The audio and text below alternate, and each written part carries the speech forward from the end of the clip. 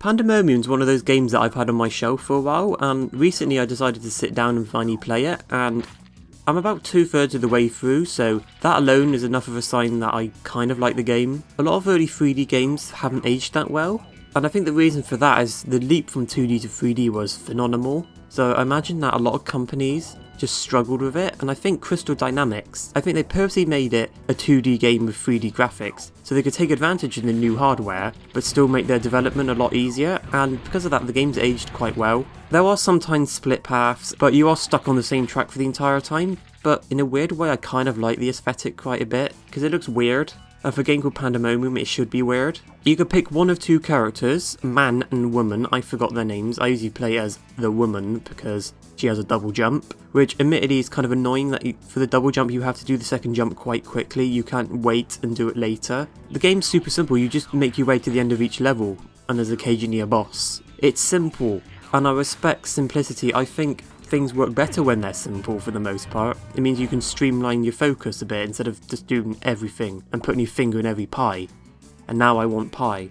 Despite the simplicity of the game, it constantly throws new stuff at you, new types of platforms, new types of enemies, new things to avoid. You're constantly having to adapt to new things in each level, so you don't know what's around the corner, so it keeps things nice and refreshing. The thing is, if they didn't do that, this game would be dreadfully boring. I got like the stupidest smile on my face when I turned into a frog in one level. Another level turned into like a rhino, which wasn't as fun, and another level turtle. I just wanted to be the frog. And the thing is, I'm about 2/3 of the way through the game, so there's going to be more to discover, and I'm looking forward to it. You know, I kind of regret not playing this game early on. Like, it's not the sort of thing you'd be telling your friends, oh my god, you've got to play Pandemonium on the PlayStation 1 right now. Or Sega Saturn. It's on the Saturn as well, I don't own that copy. But it's a neat game, and it's a nice little game to have in your collection, something a bit different. You know, as much as I love my Crash Bandicoot, you know, it's nice to play something a bit different now and then. One odd thing about the game is that it doesn't have a save system.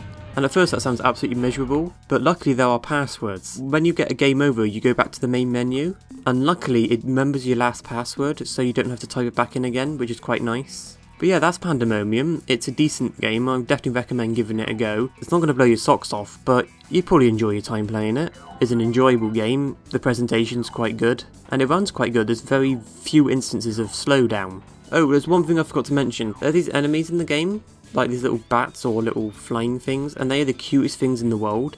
And I want one as like a plush. I want one as a pet. I want one to like follow me around. I don't know what I'm talking about at this point. Goodbye.